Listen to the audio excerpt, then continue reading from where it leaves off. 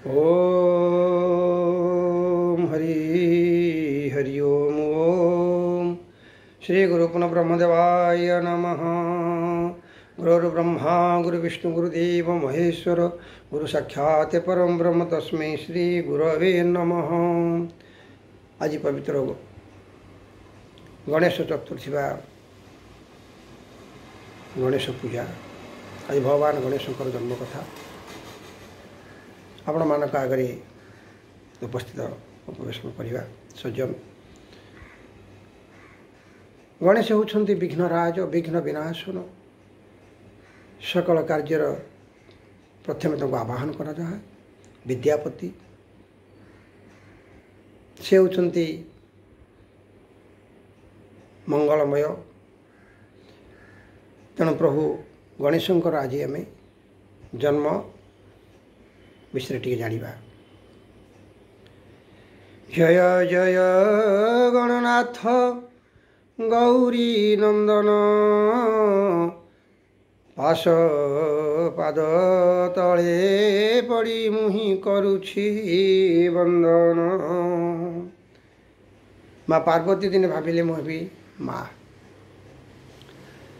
दिन शंकर भगवान माँ पार्वती एकत्र एकांग्र कानन रे बसथिले किंतु माँ को मुखमंडल टिके थिला विषण्ण। मन विरस देखी आशुतोष शंकर भगवान पचारुछंती कहीं कौन मुझे जानीपे आपणकर तुम मन कहीं विरस अच्छी। माँ शुकर अधीर ही कहले माँ होगापी मोर बहुत इच्छा अच्छी। यहीपरी कथा शुणी शंकर भगवान नारायण को ध्यान कले। विष्णु आशीष देले मु तुमर पुत्र हो जन्म हेबी। प्रभुंकर आदेश पालन होला करागला। तुम्हें संसार क्षेत्र अवतीर्ण हुआ।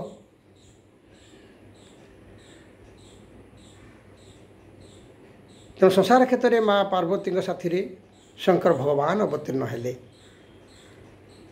ठीक जेते बेले कौन है आज्ञा ना जेते बेले हेला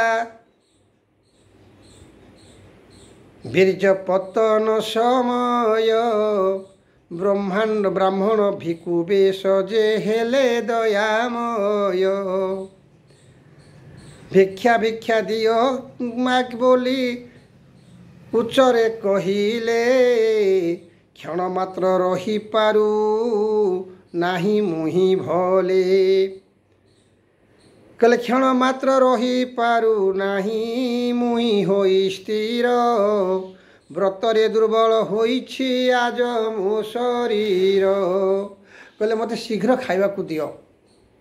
प्रभु अछंती रतिगृह रे ब्राह्मण वेश धारण करी प्रभु पहुँच जाइछंती। कहले मते शीघ्र खाइबा को दियो भोक होउछि कौन करिवि। अतिथि पहुँच जाइछंती। अतिथि देव भव माँ पलि आछंती। कौन देखिले कहला अतिथि साक्षाते विष्णुंकर रूप होई। अतिथि पादरे सबु तीर्थ रही थाई।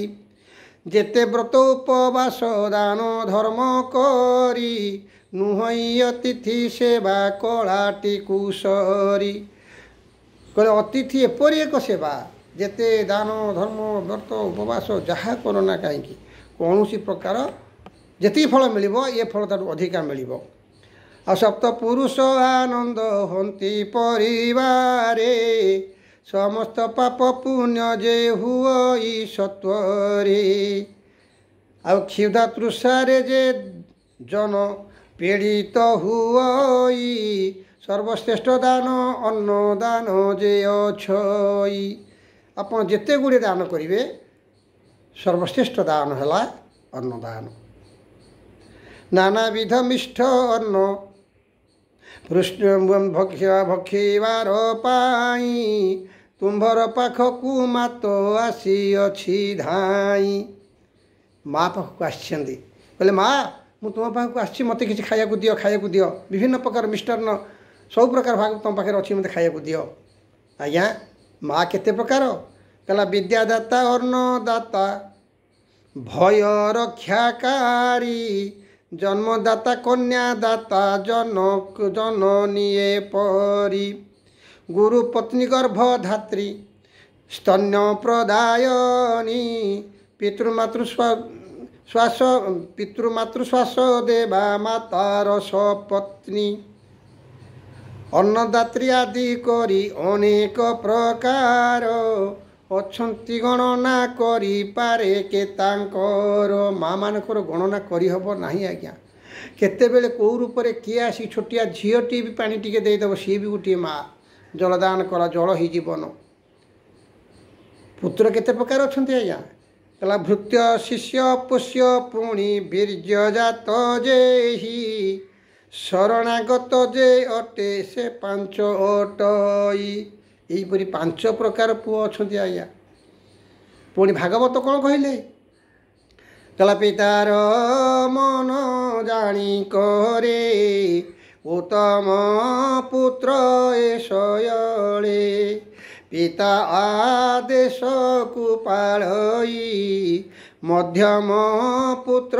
से बोलाई आ श्रद्धा विहुने पाले जेहि अधम पुत्रटी जैसे ही पितांको लंघे जे अज्ञान पितार मल मूत्र जाणु एपरी भाव चारोटी प्रकार पुत्र अछंती उत्तम मध्यम अधम आउ निकृष्ट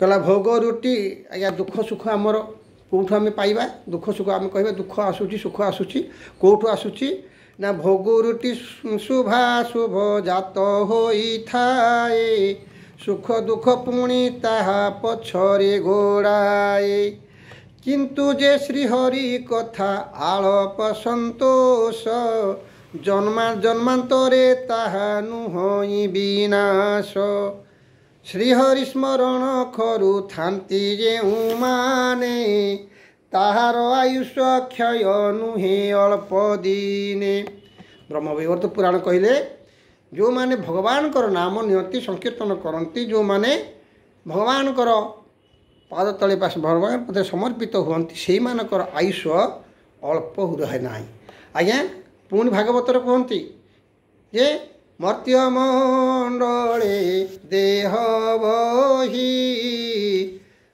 देवता होइले मरई जे मर्त्यमंडल जन्म नेब से निश्चित भाव में मृत्युवरण कर यह ही सत्य आज्ञा